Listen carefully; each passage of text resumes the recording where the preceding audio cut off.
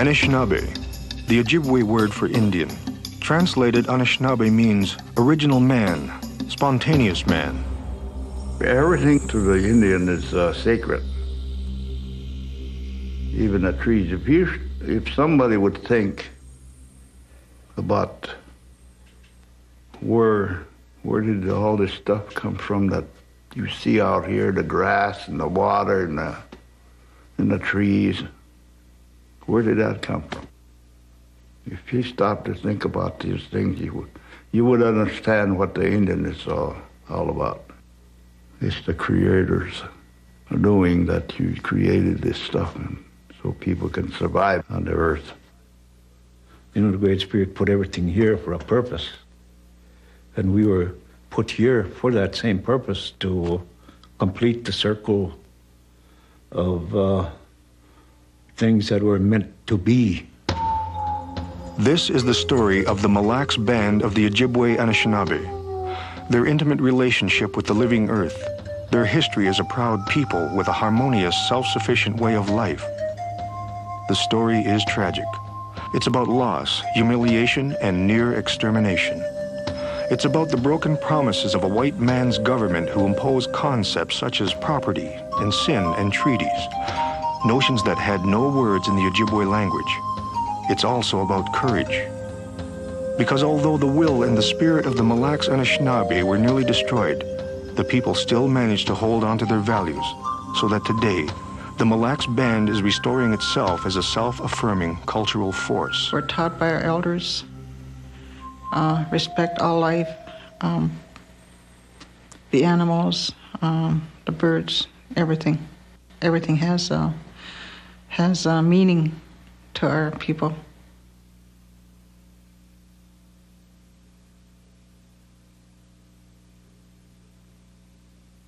We believe we were here long before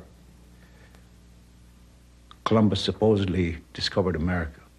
And that's something that bothers me too, because people print it and write it and learn and teach young people that Columbus discovered America. You don't discover anything when there's people there already, you know. In the beginning, the earth was new and tribal people reigned supreme in North America. The Ojibwe Anishinaabe originated on the eastern seaboard. According to oral tradition, some 500 years ago, the Ojibwe, also known as the Chippewa, migrated west along the St. Lawrence River. They established their villages in places where present-day Montreal, Detroit, and Sault Ste. Marie are located.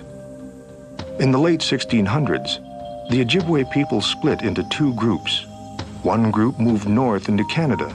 The larger group, including the Mille Lacs people, moved along the south shore of Lake Superior to the northern sections of what is now called Wisconsin and Minnesota. It wasn't long before the Ojibwe Anishinaabe encountered the white man for the first time, French fur traders. The French contact with the Ojibwe was really the major contact first, and that did change, in fact, the patterns of life to some extent, not to the entire extent, but to some extent. What the French were after was the furs. They were in the fur trade. What was coming into the community were things that weren't there before. Manufactured goods of various kinds, metal utensils of various kinds, guns, liquor. Trade with the Europeans began to cause intertribal conflict between the Dakota and Ojibwe peoples. When the settlers came into this area, we were forced to move westward, and the band of Ojibwe, or the Ojibwe people, as they moved westward, and our group, or our band, went south, and we settled here at Mille Lacs right around the 1600s. And there was Dakota living here when we came here, and it's a lot of fighting and wars that went on between the Chippewa and the Ojibwe and the Dakota. This then led to the pushing out of the Dakota peoples from that area in what is today northeastern Minnesota, pushing them down into the southern part of the state. By the mid-1700s, the Ojibwe Anishinaabe had established a settlement in the Mille Lacs area. They made this region their home and relied on a highly self-sufficient way of life. They used to build teepees. They insulate their teepees with the cactus rushes, then the birch bark. During the day, the men went out hunting, and the ladies would be staying in the teepees. Then they build rack outside by their teepees where they can hang the meat or animals, whatever they bring, to smoke it.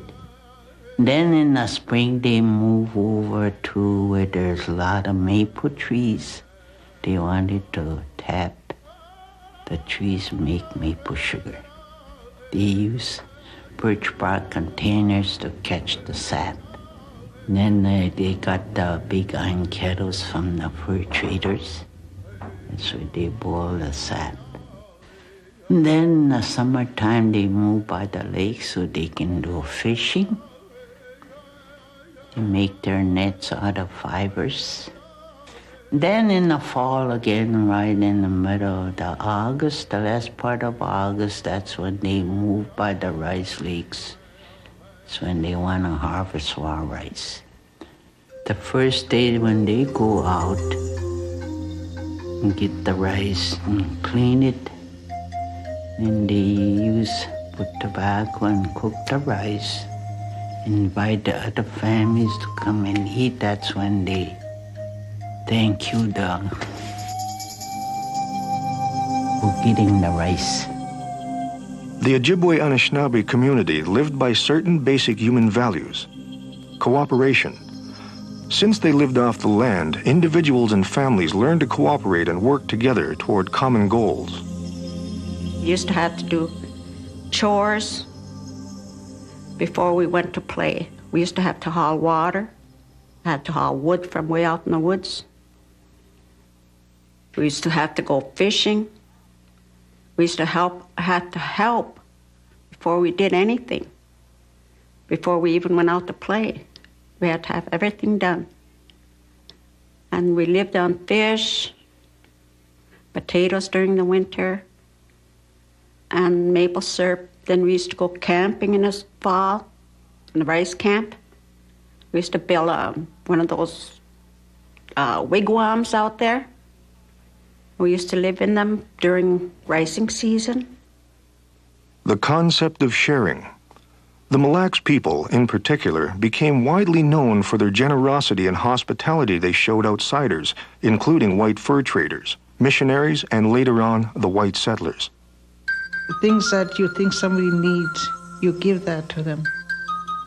If somebody tells you they like your jacket, you give that,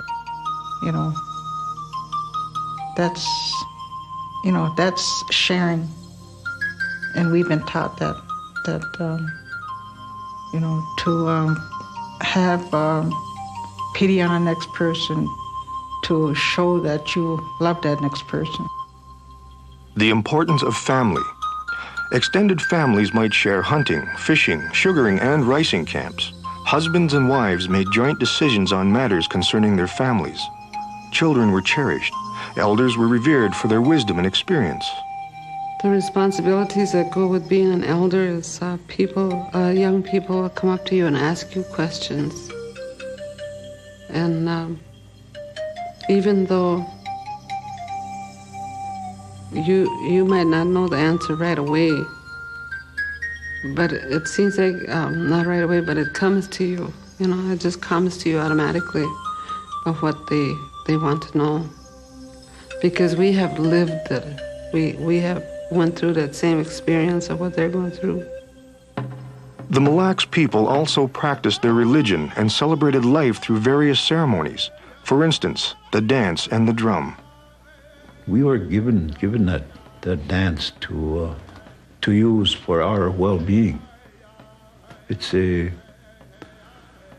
part of showing respect to who gave us this thing to use.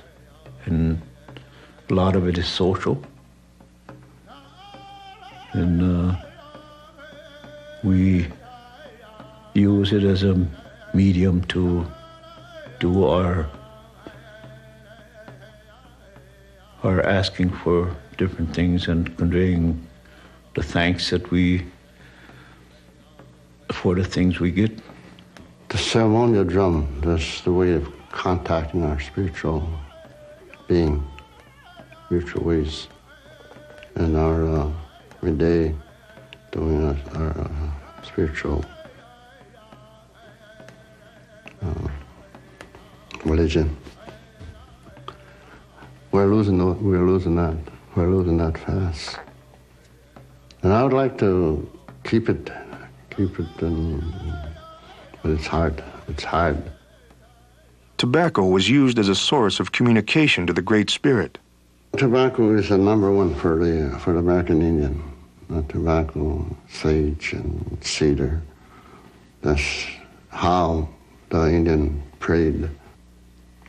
And just like you guys go to church, right there. You go get baptized, and they sprinkle the water, holy water on you guys, and you see that a few seconds, right? That water, that's holy water. You see that a few seconds. Well, that's just like the same way with our tobacco and our smoke. You see that tobacco rises and it disappears. That smoke disappears, just gradually. That's our way of contacting our spiritual being. Spirits guided the lives of the Anishinaabe. Spirits such as Wenabuju. Wenabuju? Oh, yes, we used to those stories are told just like a fairy tale to a non-Indian, You tell them fairy tales like Cinderella. My parents used to get an old lady. They used to get her over, give her tobacco, get her comfortable, get her tea here and a spittoon there. And then we used to get pads, lay around her on the floor by the stove. And we used to lay there and listen to her telling us about Wenabuju. He was everything and anything. All these stories have meanings. Why the fox had a long tail. He was a king at one time. He could be an animal. It could be anything. They all had a meaning. And sometimes you sit there and cry. And sometimes we used to laugh at those stories. And then they say, well, it's time to go to sleep, and the story continues tomorrow. Something outside the community began to gradually change the traditional Anishinaabe way of life. The growing intrusion of the white man. A new white man government called America had formed. This was a full generation after the Ojibwe Anishinaabe had settled at Mille Lacs. And for all Anishinaabe peoples, the era of the treaty had begun. In 1783, the Americans and British signed the Treaty of Paris. The Treaty of Paris of 1783 ended the War of American Independence, as it's called, or the American Revolution, if you want to call it that. It, by its terms, the British recognized the independence of the United States and also established rough boundaries between British America and the now independent United States. In essence, this put the Ojibwe people in the United States. The Ojibwe Anishinaabe were unaware of the Treaty of Paris and did not recognize it. But the fur trade was growing, and it brought the white man into Ojibwe territory to stay. Land was becoming an important commodity, and the white man's first land acquisition was Fort Snelling. The fort was completed in 1819 on ground that later became Minneapolis-St. Paul. Its purpose was to control the fur trade. The American Fur Company was started in New York by the Astors, John Jacob Astor and his brothers, and they began to penetrate into this region with their agents and traders and came into a direct clash with the French fur traders. And this had an effect on the Ojibwe people, because the clash between the two led to the prominence of certain individuals who would play significant roles in making it possible for the land to be stolen from the Ojibwe people. I'm talking specifically of that prime agent of the American Fur Company, Henry Rice, who's, of course, respected in Minnesota today. Counties are named after him, streets are named after him, but I assure you, his name is not highly respected in Native American circles. In order to make greater economic gains for the fur trading companies, the United States government needed to stop intertribal warfare between the Dakota and Chippewa. In 1825, the United States helped establish a meeting between the leaders of the Great Sioux Nation and the Great Chippewa Nation at Prairie du Chien. Chiefs Newton and Neguanebe represented the Mille Lacs peoples. In 1825, there was an agreement or a treaty between the Ojibwe and Dakota that established boundaries for each tribe. The Ojibwe people stayed on the northern side of Minnesota, and Dakota stayed in the southern part. The peace was made, and there wasn't much fighting after that. As part of the Treaty of 1825, the federal government also took the mineral rights to all Chippewa lands. This is, remember, the period in American history that we call the period of manifest destiny. That meant at the time, and still means today, that it was the manifest destiny, God-given right of Americans, Euro-Americans, of course, of Americans, to dominate the continent of the United States. And in order to do that, we must move the population further and further west. Now, what stood in the way? Clear land titles. The first Great Land Cession Treaty happened in 1837 at Fort Snelling. Mille Lacs Chief Neguanebe and a delegation of Chippewa bands from what is now Minnesota and Wisconsin ceded land to the federal government covering an area that is now east-central Minnesota and northern Wisconsin. In return, they were promised annual payments of cash and trade goods. The Chippewa also reserved the right to hunt, fish, and gather on these lands. In the treaty negotiations, the language was a barrier, as in all subsequent treaties. Many Ojibwe believed that by signing treaties that gave up their timber resources, they had sold only the parts of the trees which grew above the ground, not the ground from which the trees grew. In negotiations with the federal government over the next 50 years, Chippewa leaders would try to protect their people without fully understanding the technicalities of the many treaties they entered into. But the Ojibwe Anishinaabe never agreed in any treaty to abandon their own government, customs, beliefs, and culture, or to stop speaking in their traditional language. The policy that dominated American attitudes to Native American peoples ever since the 1830 was a policy called removal. The policy based on the principle that there's no way that Native American peoples can, in fact, assimilate or acclimate to European ways. Therefore, the thing to do would be to separate them entirely. And there was no indication whatsoever in the early treaties that removal was going to be part of the agreement. By 1852, the white man's dominance began to erode the Anishinaabe language and culture. Newspaperman James Goodhue wrote in the Minnesota Pioneer, "We want treaties made for every foot of Indian territory within our limits, east of the Mississippi River. We want the pine lands purchased, surveyed, and sold for our own profit and the evident profit and advantage of the Great West." 3 years later, in 1855, the white man government came after the Ojibwe. In 1855, the treaty was negotiated between the United States and the Ojibwe people, which in effect, gave title to the land to the United States. Now, there is good reason to believe that the treaty was agreed to by the people, the Ojibwe people, under false pretenses. There's good reason to believe that Henry Rice fooled them for the simple reason that he had closer relationships with his European business friends and partners. The 1855 treaty was called by the United States government the Treaty of Peace and Friendship. Mille Lacs chief Shabashkung was a signer of the treaty, which established for the Mille Lacs peoples a 61,000-acre reservation located along the southern shore of Lake Mille Lacs and included the 3 islands.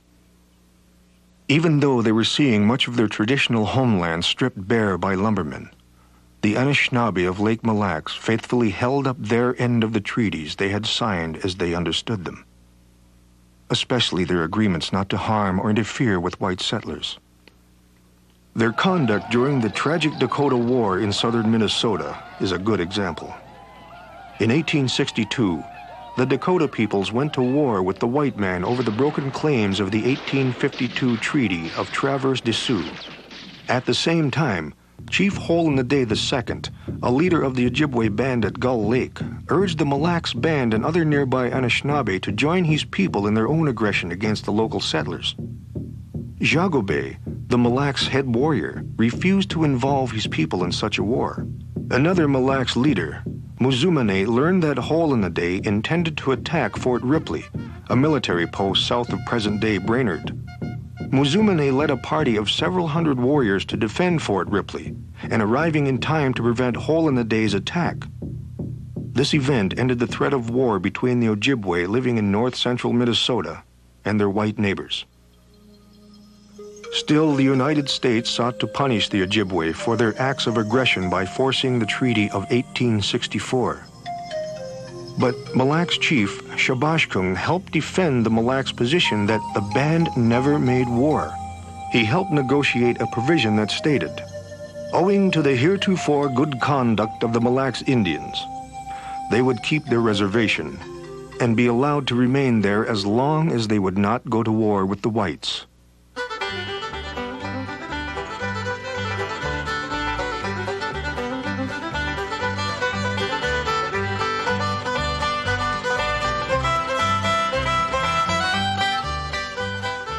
(1870, 1880s), that period in there was a period of massive population growth in Minnesota. The expansion of the economy, the fact that a homestead law was passed in 1862, making cheap and free land available to anyone who wishes to come and take it, except Native Americans, obviously. All this had an impact on the people in the Mille Lacs area. The most direct impact was the pressure on timber and timber resources.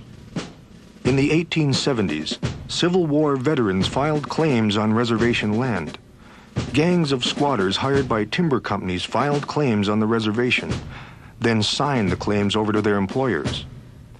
In 1879, the Secretary of the U.S. Interior Department, in support of the timber companies, proclaimed that the Mille Lacs Reservation could be claimed by private individuals. But by 1884, Congress found out about the injustices and intervened, canceling all fraudulent claims made on the Mille Lacs Reservation. It must have been lumber companies that took away the land from here that they had on Mille Lacs that, like my dad says, they have trees about that big around, great big ones, you know. And when you walked through the woods, they were just like night out here. In the 1880s, the federal government policy changed from the policy of removal to the policy of assimilation. The Native Americans must be forced to become Euro-Americans. They must be forced to assimilate, to conform to the lifestyles of the people that were, in fact, coming to dominate the United States.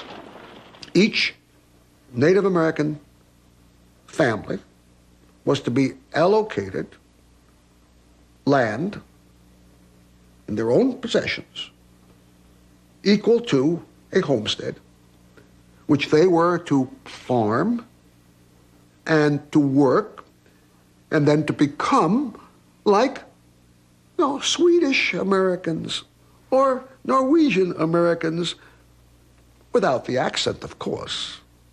In 1889, the federal government passed a law that would, according to the white man, civilize the Chippewa Indian of Minnesota. A Minnesota politician by the name of Knut Nelson came up with the concept of concentrating Indian populations into the White Earth area. The Mille Lacs Band were the prime target of this. Why? By the end of the 19th, the beginning of the 20th century, the Mille Lacs area was in fact prime land for development and settlement. Not only for agricultural purposes, but for tourism and things of that nature. Consequently, as in the past, the existence of a native population in the region constitutes a barrier to these kinds of economic development. So therefore, what Knut Nelson did was to get an agreement whereby the Mille Lacs Band agreed to move off Mille Lacs to the White Earth area. At least that was the belief. Whether they agreed to that or not is still, of course, subject to dispute and doubt. I don't think they did agree. One of the treaty negotiators, Henry Rice, said in a House of Representatives document, "You will not only have your farming lands and your hay lands, but your hardwood lands and sugar bush." But he was not to be trusted. Why did Henry Rice lie? He later explained, "In dealing with the Indians, it was extremely necessary to deceive them for their own good." Most of the Anishinaabe living around Lake Mille Lacs were forced to move to the White Earth Reservation. They had given up hope of retaining their ancestral lands. However, a small group numbering less than 300 and led by Chief Migize refused to leave their land. Chief Wadena and 70 others also refused to leave their settlement near Muzumane Point. In 1911, the land on which Chief Wadena's people lived was purchased by a developer who was going to build a summer resort. Wadena ignored eviction notices. The sheriff from Malacca and a posse arrived. Women and children were chased from their homes. The posse tore down cabins and wigwams, then handcuffed Wadena and his men. The once proud Anishinaabe had to watch as the sheriff set fire to their village. Wadena's people were then loaded into wagons and removed from the area. In 1890, there were 2,800 non-Indian residents living in Mille Lacs County. By 1915, the white population had grown to over 14,000. There were less than 400 Mille Lacs Ojibwe Anishinaabe left.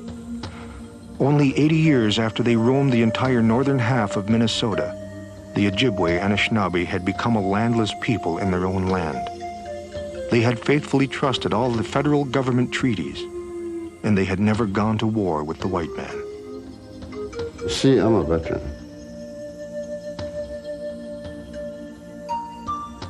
We went to war with Japan, right? We went to war with Germany, right? We defeated Germany with the help of other nations, and also Japan with other nations with the help. We defeated that. You see, we gradually gave back Japan their land and Germany their land. Well, since you defeated the American Indian, when are you going to give us back our land? They took most of our land. 95% of the land they took. But they never gave us back anything. Treaties, you see. Treaties are meant to be broke, I guess.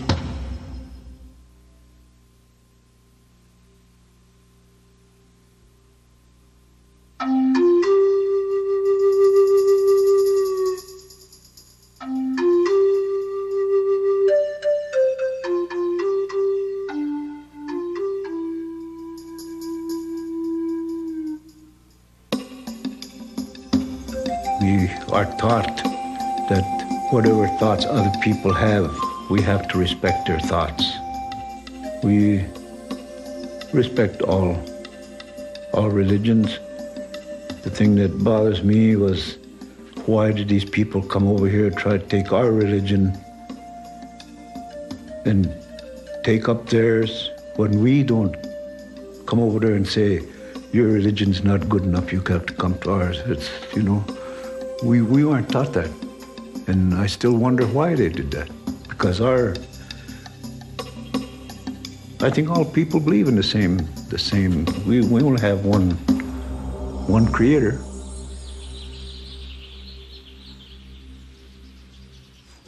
By the beginning of World War I, the timber crews had taken millions of board feet of pine and other timber from the Mille Lacs Reservation. In 1914, Mille Lacs band leader Chief McGeezy made a trip to Washington, D.C. He demanded that Congress do something to secure land for his people. Sometime later, Congress appropriated $40,000 to purchase home sites in the form of 40-acre patents for the Mille Lacs Anishinaabe. But because the government's attention was on the war in Europe, it wasn't until 1926 that the home sites distribution actually took place. By then, government promises had been reduced from 40-acre to 5-acre allotments. I have the original patent of my piece of land. Chief McGeezy, I guess they call him. And he went to Washington to ask for land where he can leave his people. Let his people, and that's the one that owned that the McGeezy Point. Then the government came back and gave everybody a piece of land. There was everybody that was old enough to get one. The most important, I think, change in cultural patterns occurs in the concept of ownership. The Native American people's concept of ownership, and by this I'm not referring only to the Ojibwe, but also to all of the Native American peoples, was a concept of ownership in common. That is, the property is not the property of any individual, but the property of all. Our national culture is based on the sanctity of private property. In 1924, in recognition of the part that Native people had played during World War I, Congress passed legislation which gave all Indians living in the United States citizenship, the right to vote. But fundamentally, the question in 1924 was in fact the question of who is a citizen of the United States? What constitutes citizenship? This was the same year when the National Origins Immigration Act was passed, almost as a kind of symmetry, that at the same time that the National Origins Immigration Act says, in effect, that all Asians are excluded from the United States because of their race, they're going to turn and say, well, The Native Americans, well, now they're citizens. Citizenship didn't seem to matter much because the Great Depression of the 1930s brought hard times to the reservation, just as it did to the rest of America. But the Mille Lacs people coped as best they could. The elders remember. I remember during Depression years, they talk about Depression. Everybody was going hungry and all of this and that. We never went hungry. We always had something to eat, you know, like berries and wild animals, rice. I was born right here on a reservation. It was really a one-room shack, I guess you call it. That's what we call it now. Back then was home. And we didn't know we were poor until just recently. We were rich in culture. We were rich in our heritage, our grandparents. Just getting together and hear the storytelling. And there was no TVs, nothing, no radios or nothing at that time. We lived in Isle, the one-room shack. And my dad would go through the winter, we'd have deer meat or fish, rabbit, wild game.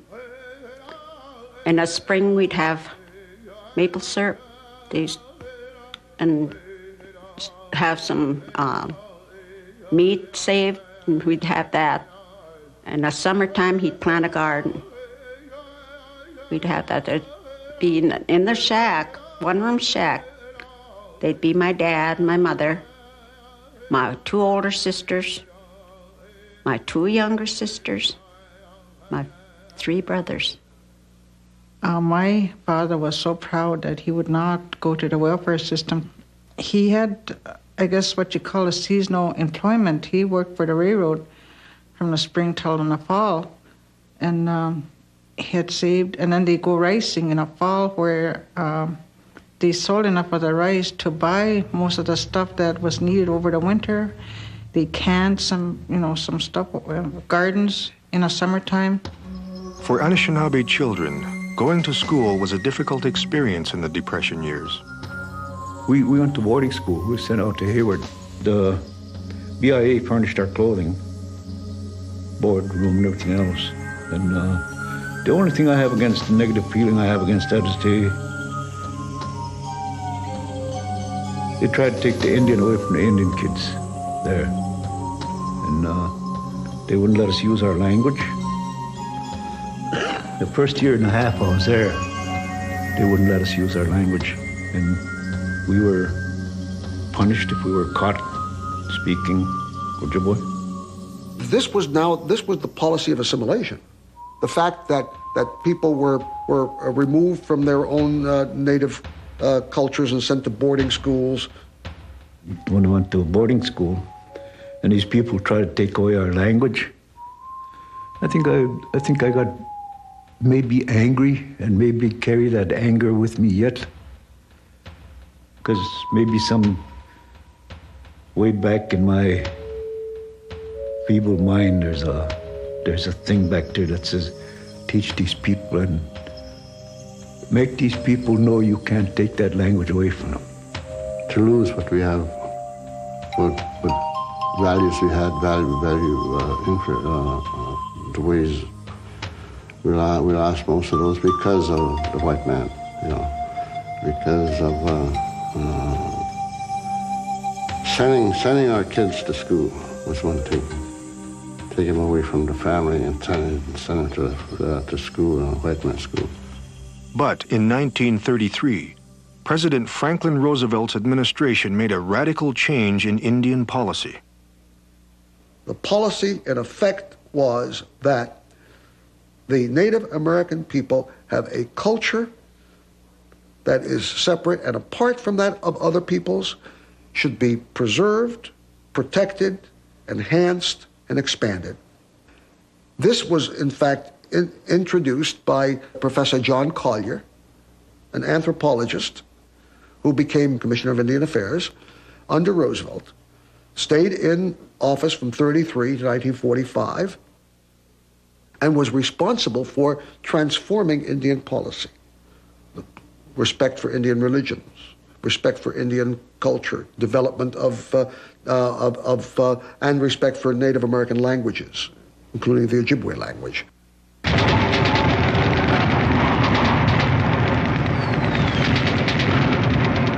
When World War II ended the Depression, more than 25 members of the Mille Lacs Band Anishinaabe served in the United States Armed Forces. When the war ended, some did not return to the reservation. And I was in there in the medics for 4 years, 2 years, almost 2 years here in the States, and was over in Europe for 2 years. When I came out of the service, I said, never again will I walk in a hospital. Knocked around for about 3 years. Finally realized hospital work isn't too bad. So I went back in the hospital working down the cities. And I went in the hospital work in 1953. Stayed in that till 1983, and that's when I retired. I was in the service for 4.5 years, from 42 to 46 or something like that, When I came back, and Jim Clark, he was down in the cities already, and he was working. And then he found some jobs for me. I even carried coal, carried coal into the apartment buildings, something like that. And then I finally, after a while, they started hiring in the spring. And they found me a job, and I stayed on that job for, I think it was 14 years on that one job. I drove truck down there and delivered building material. In the early 1950s, the United States government came up with yet another policy for Indians. It was called termination. Well, essentially, as far as I understand, termination policy was really to do away with the recognition of the Indian people. And the policy turned out to be total failure. As far as the Native Americans were concerned, it was a total bust. This was part and parcel of the effort to create systems of self-governance and systems of autonomy among Native American peoples. But again, let me be cynical. It was also seen as a way of finally doing away with the conflicts over control of land and resources. In 1960, Sam Yankee was elected as chairman of the Mille Lacs Reservation Business Committee. To his own people, he was known as Aishpun, meaning very high above in the tribal language. He was also a lead singer on the ceremonial drum and spoke the tribal language fluently.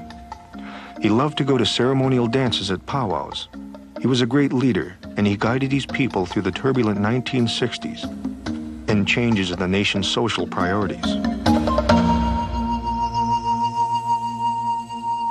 During Sam Yankee's term in office, he was responsible for bringing all the programs, the start of the programs into the reservation, like the CAP program.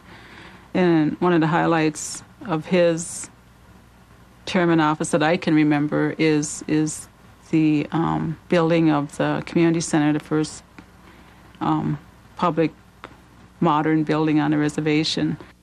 In the Mille Lacs area, what essentially existed there was, in fact, a population that was fairly small, a fairly small population that did, in fact, survive the Depression and the post-war period, were beginning, in fact, to take advantage of what they call the anti-poverty programs that were put into place by the Lyndon Johnson administration, and were beginning to develop concepts of not only self-governance, but also concepts of business enterprise as a means of developing the community. In the 1970s, tribal chairman Arthur Galbaugh was leading the Mille Lacs Anishinaabe. Prior to Galbaugh's election in 1972, key decisions were still being made by a 3-member panel of white businessmen from Onamia, as required by federal Indian policy. But Chairman Galbaugh was a leader of prompt action and bold vision. He led a fight to have federal Indian policy return to self-government, self-determination, and self-sufficiency for Native Americans. In 1975, Mille Lacs reservation students walked out of their classes at a nearby public school. They were protesting racism on the part of some of their white teachers and fellow students.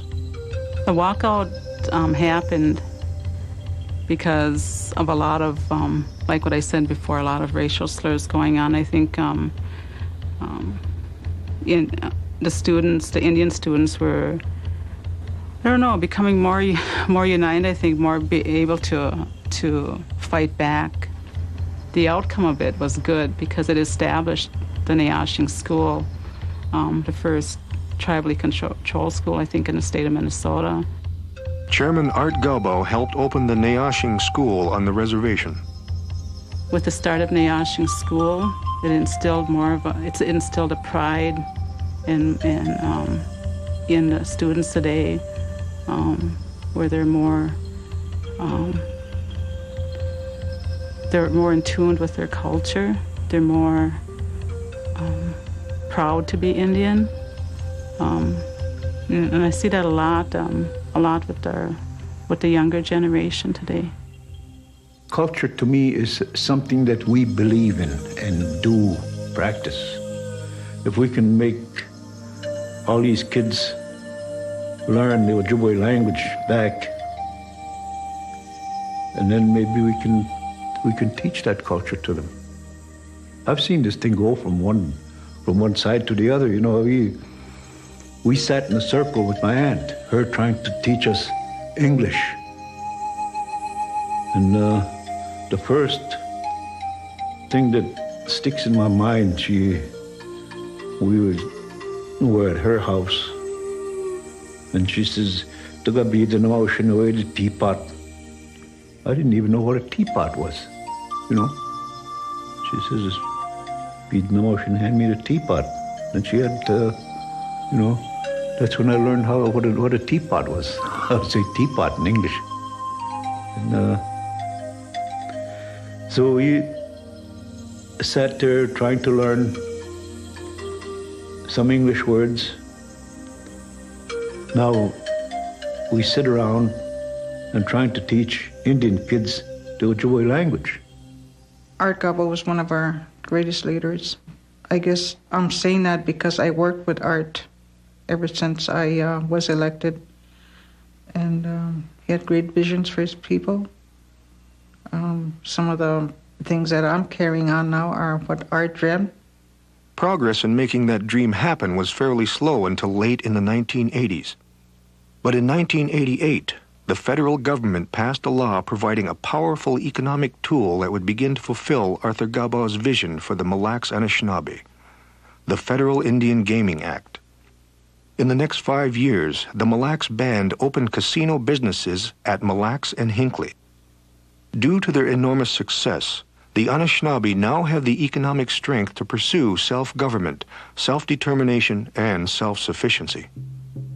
We're one of the first tribes to go into a self-governance compacting system with the Interior, Department of Interior, where prior to that, any money that was appropriated by Congress, only 11 cents out of that dollar got to the reservations.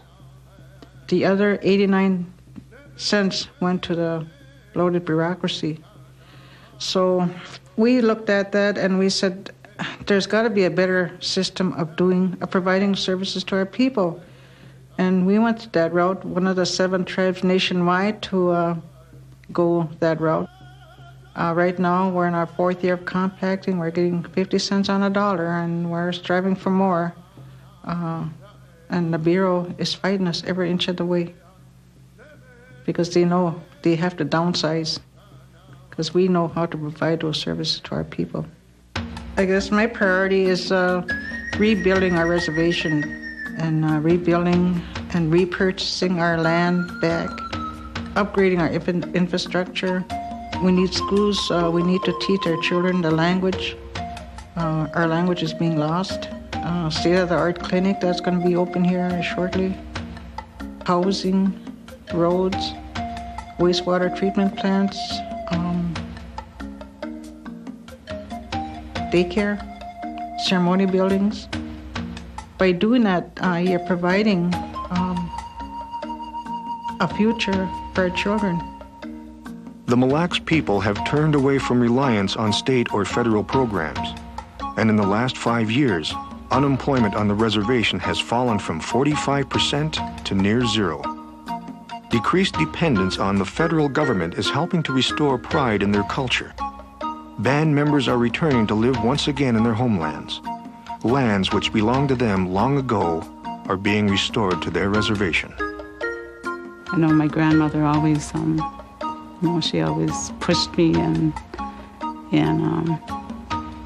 saying that, you can do whatever you want. You can, and always be proud of who you are.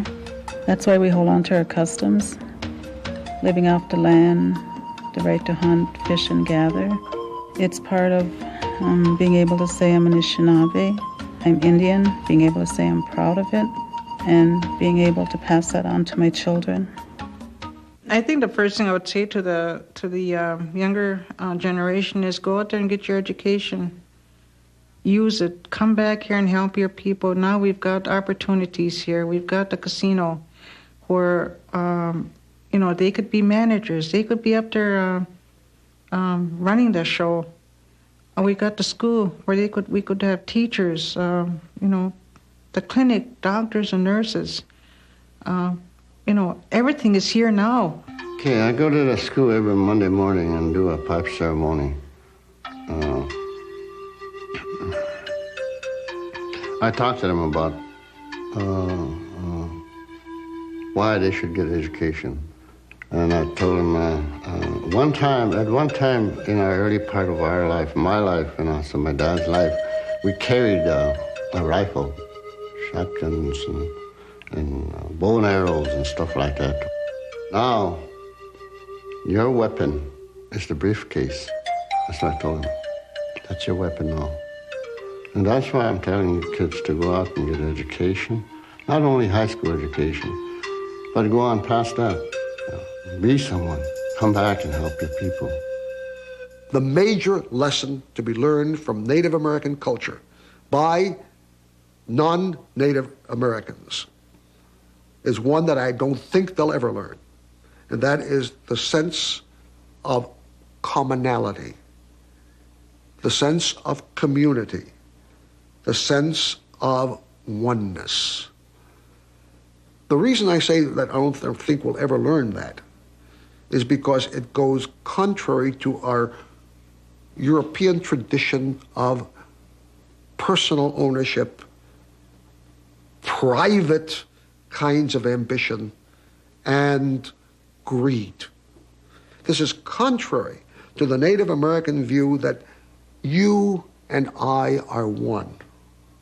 You and I are, in fact, part of the whole environment. That it is not yours, it is not mine, it is ours. And there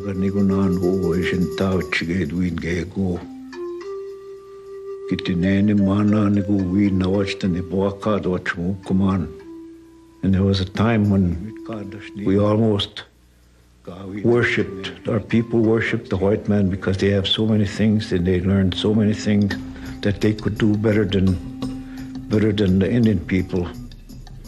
And we thought they were a lot smarter than Indian people.